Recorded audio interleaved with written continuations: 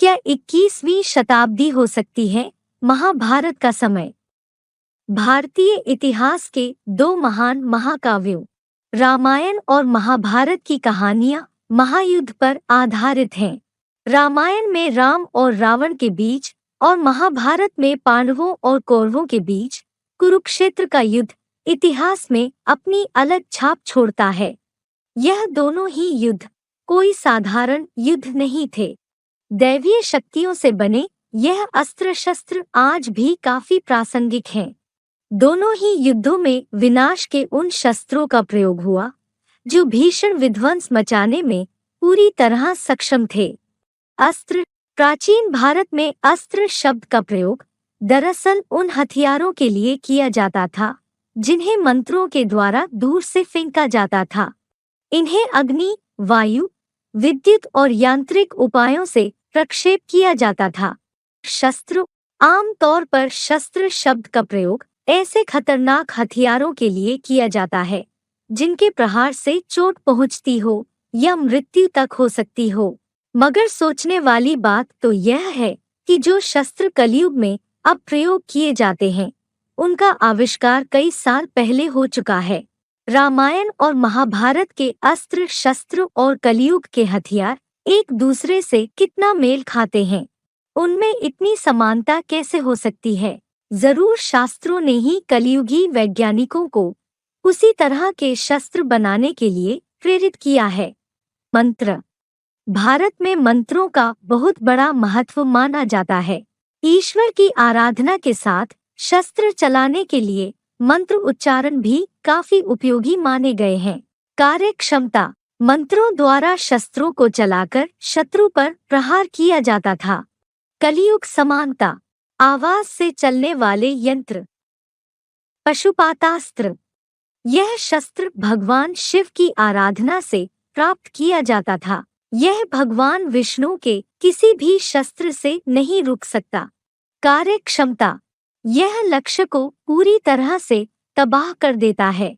लक्ष्य चाहे कैसा भी हो, इसमें उसका अस्तित्व समाप्त करने की क्षमता है। कलयुग समानता। Hydrogen bomb. इंद्रास्त्र। देवों के राजा इंद्र के इस अस्त्र से एक साथ कई लोगों को मारा जा सकता है। कार्य क्षमता। यह एक साथ अनेकों बाणों की वर्षा कर सकता है। कलयुग समानता। Machine gun. सुदर्शन चक्र। भगवान विष्णु ने सर्व प्रमुख अस्त्र का प्रयोग कई रूपों में किया है। यह केवल भगवान विष्णु की आज्ञा का पालन करता है। कार्य क्षमता। लक्ष्य को पूरी तरह तबाह कर देता है। कलयुग समानता। मिसाइल। रशियंस और अमेरिकन्स रूपी यादवों द्वारा बुद्धिरूपी पेट से निकले मूसल। ब्रह्मास्त्र। ब्रह्मा की आराधना से यह शस्त्र प्राप्त किया जाता था। यह एक अचूक और अति विकराल अस्त्र है। इसके बारे में कहा जाता है कि यह शत्रु का नाश करके ही समाप्त होता है।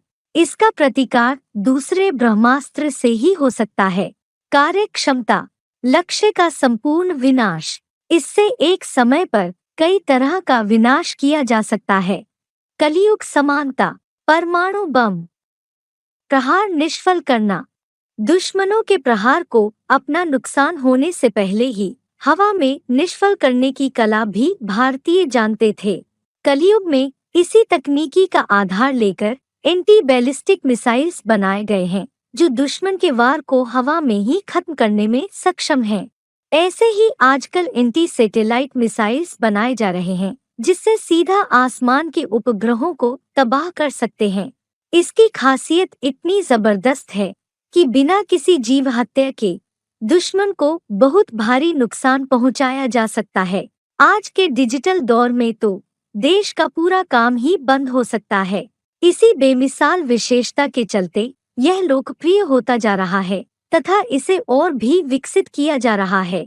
इसके अतिरिक्त अन्य आयुधों का भी वर्णन महाभारत में है जो वर्तमान वैज्ञानिक युग की उपलब्धियों से किसी प्रकार कम नहीं है। वारुणास्त्र का वर्णन है जिससे कृत्रिम जल वृष्टि की जा सकती थी। वायुव्यास्त्र से आंधी चला दी जाती थी।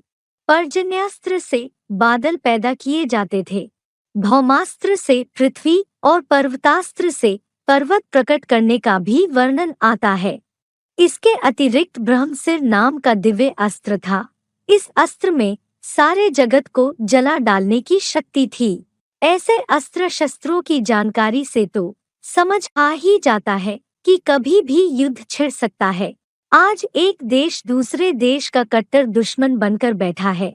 एक देश ने चिंगारी लगाई तो दूसरा उसे पूरा सर्वनाश कर सकता है, उसे महाभारत की तरह भस्मीभूत कर सकता है। तो इसे महाभारत का समय नहीं कहेंगे तो क्या कहेंगे? एटम बॉम्ब, मिसाइल्स जैसी सामग्री का निर्माण कब हुआ? इसका अनुमान लगा सकते हैं कि सन 1945 में हिरोशिमा नागासाकी में 20 मेगावाट की अणुबम्बियां गिरी, तो उसके कुछ समय पहले से ही यह बनना शुरू हुआ होगा। और वही समय भगवान के आने का भी निश्चित होता है, क्योंकि भगवान को ही हर बम बम अर्थात जब इस सृष्टि पर आते हैं तो स्वर्ग की स्थापना के साथ साथ पुरानी दुनिया का विनाश भी करते हैं। उनको ही गीता के 11वें अध्याय के 32वें श्लोक में कालोस्मि अर्थात कालों का काल महाकाल कहा है। 21वीं शताब्दी अर्थात वर्तमान समय में एक भारत देश ही नहीं, सारे विश्व की जो हालत है, जिसका वर्णन करते हुए गीता के 18वें अध्याय के 25वें श्लोक में कहा है कि अनुबंधम क्षयम हिंसा अन्वेक्ष च पौरुषम मोहात आरभ्यते कर्म यत् तत् तामसम उच्यते। एटॉमिक महाविनाश जैसे कर्म से होने वाले परिणाम हिंसा, हानि और अपने सामर्थ्य को ना देखकर मूर्खता से मोह पूर्वक जो भी अदूर दृष्टि से सांसारिक कर्म आरंभ किया जाता है, वह सबके लिए कल्पांतकालीन कलियुगांत का असहनीय दुखदायी तामसी कर्म कहा जाता है। मनुष्य की बुद्धि इतनी तामसी मूढ़ हो चुकी है कि अपनी ही हानि हिंसा को नहीं देख पा रहा है। आज सृष्टि ऐसे हो गई है जैसे बारूद के ढेर पर बना हुआ मकान कभी भी गिर सकता है। ऐसे ही यह दुनिया हो चुकी है कि अचानक कभी भी कहीं भी बम विस्फोट हो सकता है, आग लग सकती है। देखने में आ रहा है कि कहीं भी भूकंप आ रहे हैं, बेमौसम बारिश हो रही है। विज्ञान के बनाए संसाधन के प्रदूषण से आज की हवा भी तामसी हो गई है। आकाश में उड़ने वाले वायुयान की भी आपस में टक्कर हो जाती है, शूट कर दिए जाते हैं, उसमें भी खतरा हो गया है। मनुष्य के साथ प्रकृति अर्थात पृथ्वी, जल, वायु, अग्नि, ओजोन, आकाश भी तामसी हो चुके हैं। अंत की निशानी में मार्कंडेय ऋषि चेतावनी देते हुए कहते हैं कि कलयुग के अंतिम भाग में प्रायः सभी मनुष्य मिथ्यावादी हो जाते हैं। शासन में छली, पापी, असत्यवादी लोग प्रमुखता पाए जाते हैं। वृक्षों पर फल और फूल बहुत कम हो जाएंगी और उन पर बैठने वाले पक्षियों की विविधता भी कम हो जाएगी। ऋतुएं अपने अपने समय का परिपालन त्याग देंगी। वन्य जीव, पशु पक्षी अपने प्राकृतिक निवास की बजाय नागरिकों के बनाए बगीचों और विहारों में भ्रमण करने लगेंगे। संपूर्ण दिशाओं में हानिकारक जंतुओं और सर्पों का बाहुल्य हो जाएगा। वन, बाग और वृक्षों को लोग निर्दयता पूर्वक काट देंगे। युवक अपनी युवावस्था में ही बूढ़े हो जाएंगे। 16 वर्ष में ही उनके बाल पकने लगेंगे। उनका स्वभाव बचपन और किशोरावस्था में ही बड़ों जैसा दिखने लगेगा। चारों ओर अपराध और रक्तपात का बोलबाला हो जाएगा। हिंसा में लोगों का मन ज्यादा लगेगा। अधर्म ही अधर्म चारों ओर फैल जाएगा और जो धर्म में तत्पर होगा उसके समक्ष कठिनाइयां ही कठिनाइयां खड़ी हो जाएंगी। उसका जीवन अत्यंत कठिन हो जाएगा। धर्म तो कहीं टिकेगा ही नहीं। धर्म का बल घट जाएगा और अधर्म बलवान हो जाएगा। भूमि में बोए हुए बीज ठीक प्रकार से नहीं उगेंगे। खेतों की उपजाऊ शक्ति समाप्त हो जाएगी। लोग तालाब, चारागाह, नदियों के तट की भूमि पर भी अतिक्रमण करेंगे। समाज खाद्यान्न के लिए दूसरों पर निर्भर हो जाएगा। बाजार में झूठे मापतौल के आधार पर विक्रय प्रक्रिया स्थापित हो जाएगी। व्यवसायी भी बहुत धूर्त होंगे। सत्य और ईमानदारी पर चलने वाले धर्मात्मा दरिद्रता का जीवन जीने को विवश होंगे। लोग सड़कों पर रात बिताएंगे। मनुष्यों में पशुओं और न करने योग्य भोगों, समलिंगी के साथ अप्राकृतिक यौनाचार बढ़ने लगेगा। लोग कन्याओं की चाह रखना बंद कर देंगे। कन्यादान पूर्वक विवाह प्रथा की जगह युवक युवती स्वयं निर्णय लेकर साथ रहने लगेंगे, पर वे एक दूसरे के विचार व्यवहार कार्य को ज्यादा नहीं सहेंगे। दूसरे पुरुषों और नारियों से मित्रता में उन्हें आनंद आएगा। अपनों के प्रति वे कठोर हो जाएंगे। अमावस्या के बिना ही राहु सूर्य पर ग्रहण लगाएगा। गरीब लोग और अधिकांश प्राणी भूख से बिलबिलाकर मरने लगेंगे। चारों ओर प्रचंड तापमान संपूर्ण तालाबों, सरिताओं और नदियों के जल को सुखा देगा। लंबे काल तक पृथ्वी पर वर्षा होनी बंद हो जाएगी। गौवंश जब नष्ट होने लगेगा तब समझ लेना कि युगांत काल उपस्थित हो गया है। उपर्युक्त कलियुगांत की निशानियां वर्तमान समय देखने में तो आ ही रही हैं, तो इसे महाभारत का समय नहीं कहेंगे तो क्या कहेंगे? नजूमियों की भविष्यवाणी है कि 5000 वर्ष पहले भी 8 ग्रह आकर इकट्ठे हुए थे और महाभारी महाभारत लड़ाई लगी थी। अब जरा बुद्धि से काम लो कि यह वो ही गीता वाला समय तो पुनरावृत्त नहीं होने जा रहा है। अगर वो ही 8 ग्रह आकर इकट्ठे हुए हैं तो यह लड़ाई भी वो ही महाभारत लड़ाई माननी चाहिए जिससे 16 कला संपूर्ण सत्युगी स्वर्ग की स्थापना हुई थी। फिर इसमें डरने व घबराने की क्या बात है? यह महाभारत लड़ाई ही स्वर्ग के द्वार खोलने जा रही है। महाभारी महाभारत गृहयुद्ध जिसके आसार अभी भारत में देखे जा रहे हैं। इसका पक्का प्रूफ ये है कि भारतवर्ष में जितनी राजनीतिक पार्टियां पनप रही हैं, उतनी दुनिया के किसी भी देश में राजनीतिक पार्टियों की संख्या इतनी ज्यादा नहीं है। तो सब आपस में लड़ रहे हैं। भारतवर्ष में जितने अधिक धर्मों की आत्माएं ज्यादा से ज्यादा संख्या में पनप रही हैं, इतने ज्यादा से ज्यादा धर्म के धर्मावलंबी दूसरे देशों में नहीं हैं। इसलिए इस युद्ध का नाम भी महाभारत युद्ध पड़ता है। महा अमेरिका, महा अफ्रीका, महा यूरोप नहीं। तो ये महाभारी महाभारत लड़ाई भारत से निकलती है, विदेशों से नहीं निकलती है। भारत की कन्याओं माताओं के ऊपर खास अत्याचार होते हैं तो भगवान भारत में ही आते हैं और उनकी प्योरिटी की रक्षा करते हैं। महाभारत युद्ध के लिए शास्त्रों में लिखा है 18 अक्षौहिणी सेना थी और एक एक अक्षौहिणी में लाखों लाखों की तादाद में हाथी, घोड़े, घुड़सवार, हाथी सवार, रथ सवार और पैदल गिनाए गए। वास्तव में जो संख्या वहां गिनाई गई है तकरीबन उतनी ही जनसंख्या आज की सृष्टि पर मौजूद है। धर्म क्षेत्रे कुरुक्षेत्रे संवेता युयत्सवः, गीता के पहले अध्याय का पहला श्लोक। ये भारत अनेक धर्मों का क्षेत्र है, युद्ध भूमि है। कलियुग के अंत में ही अनेक धर्मों के बीच ऐसे होता है और अनेक धर्मों के आधार पर अपने अपने कर्म कांड चलाए हुए हैं। वास्तव में वह कोई लिमिटेड कुरुक्षेत्र शहर का मैदान नहीं था। क्षेत्र माना युद्ध भूमि और कुरु माना कर्म करने की युद्ध भूमि, खास यह भारत ही था। महाभारत में दिखाए भगवान के रूप में कृष्ण अर्जुन को गीता ज्ञान देते हैं, तो क्या वास्तव में गीता ज्ञानदाता कलाबद्ध कृष्ण है, जो आज भी सभी यादगार कृष्ण के मंदिरों में बच्चे के रूप में दिखाया है? यह सोचने की बात है, क्या सन्नद्ध लड़ाई के बीच पढ़ाई हो सकती है? स्वामी विवेकानंद ने भी कहा है, ज्ञान, भक्ति, योग आदि विषयों की इतनी चर्चा युद्ध भूमि में, जहां विशाल सेनाएं लड़ने के लिए बिल्कुल तैयार हों, कैसे संभव हो सकती है? भारत में विवेकानंद, पृष्ठ 314, 315। यह वास्तव में कोई एक अर्जुन की बात नहीं है।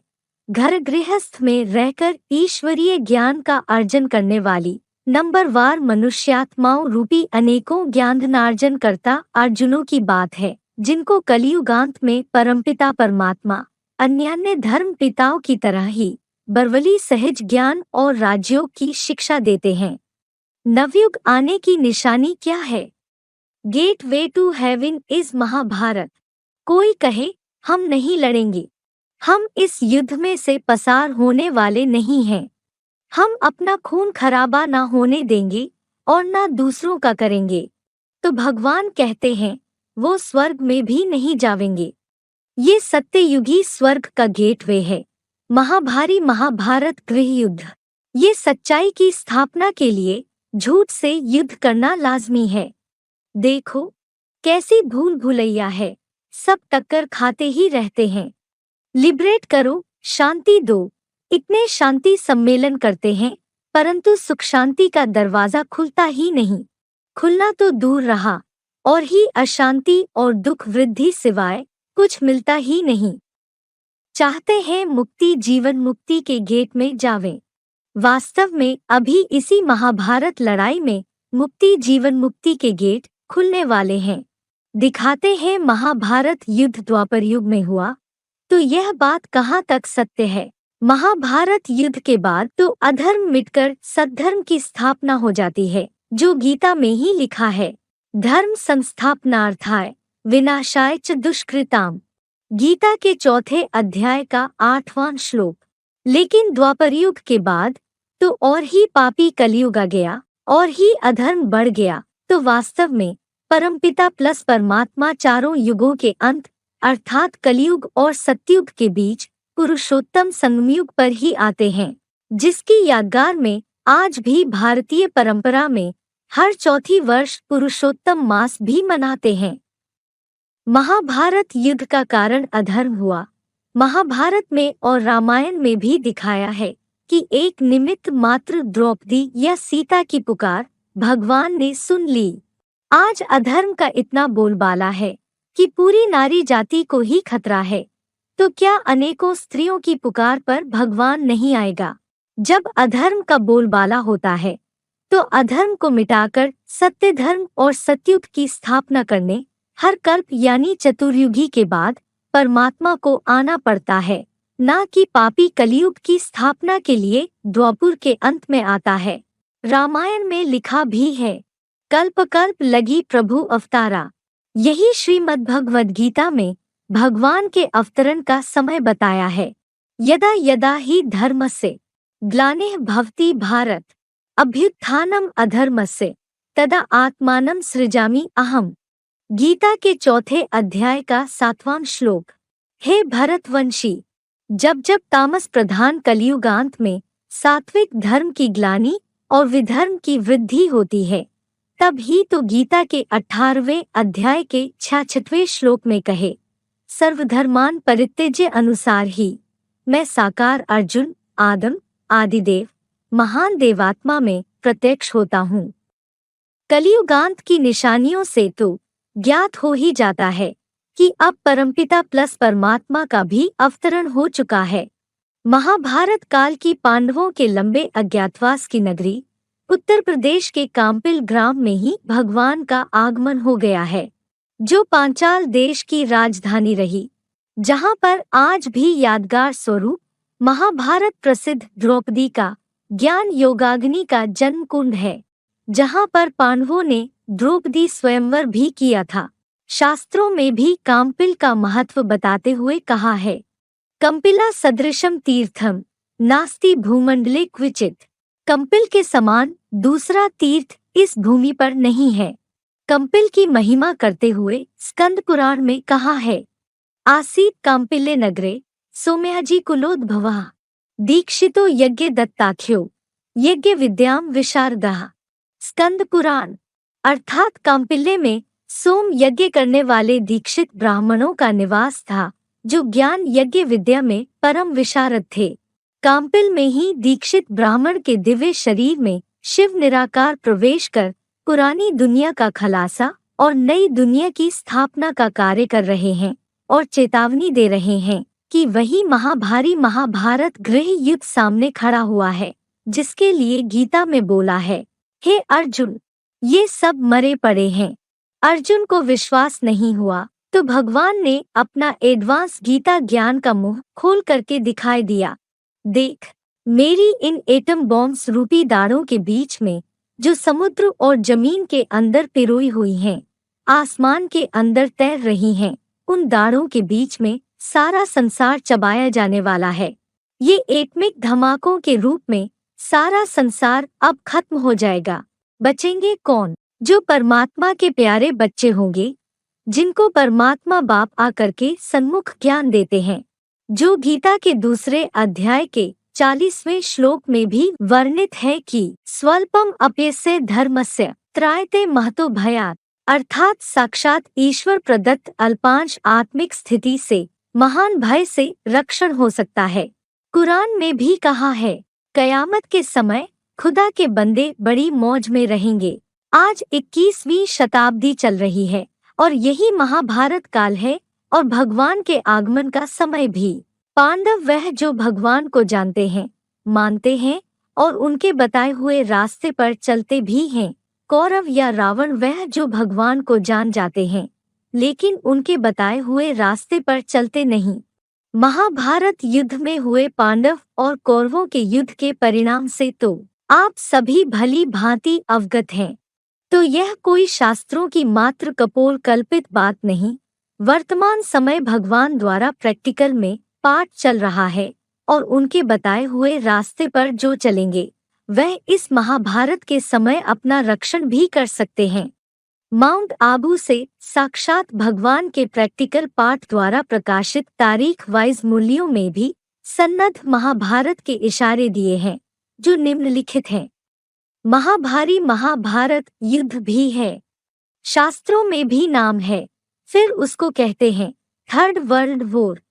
यह रिहर्सल होती रहेगी।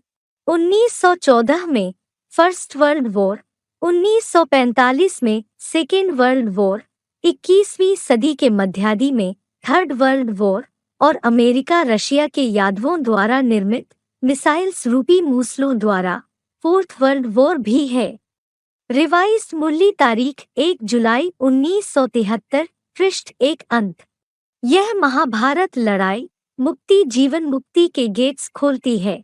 रात्रि मूल्य तारीख 10 जनवरी 1967, पृष्ठ 1 अंत। महाभारत की लड़ाई का समय भी सिर पर है। मूल्य तारीख 11 अप्रैल 1967, पृष्ठ 2 आदि। महाभारत लड़ाई लगी थी, उस समय जरूर भगवान भी होगा। रात्रि मूल्य तारीख 3 जनवरी 1968, पृष्ठ 1 अंत। महाभारी लड़ाई लगी थी एटॉमिक बॉम्ब्स की। यादव भी थे तो जरूर कौरव भी होंगे, पांडव भी होंगे। पांडवों का डिक्टेटर स्वयं गीता का भगवान भी होगा। महाभारी लड़ाई तो है ही गीता की। मूल्य तारीख 9 जनवरी 1962, पृष्ठ 1 अंत। इस महाभारत लड़ाई से ही स्वर्ग के गेट खुलते हैं। मूल्य तारीख 10 जनवरी 1973, पृष्ठ 3 अंत। यह भी समझते हैं महाभारत लड़ाई को 5000 वर्ष हुए। गीता सुनाने वाले की आयु भी 5000 वर्ष है। शिव बाबा के जन्म को भी 5000 वर्ष हुए हैं। मूल्य तारीख 8 मार्च 1973, पृष्ठ 2 मध्य। तुम कहते हो इस महाभारी महाभारत लड़ाई से अनेक धर्म विनाश हो, एक सतयुग की धर्म स्थापना हो जावेगी। मूल्य तारीख 18 अप्रैल 1973, पृष्ठ 4 अंत। महाभारत की लड़ाई हुई, द्रौपदी ने पुकारा, यह वही समय है। आगे चल समझेंगे। भगवान कौन है यह किसको भी पता नहीं है।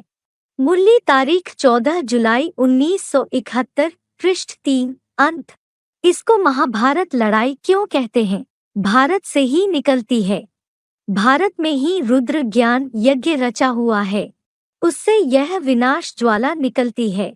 मूल्य तारीख 10 मार्च 1967, पृष्ठ 3 आदि। ओम शांति।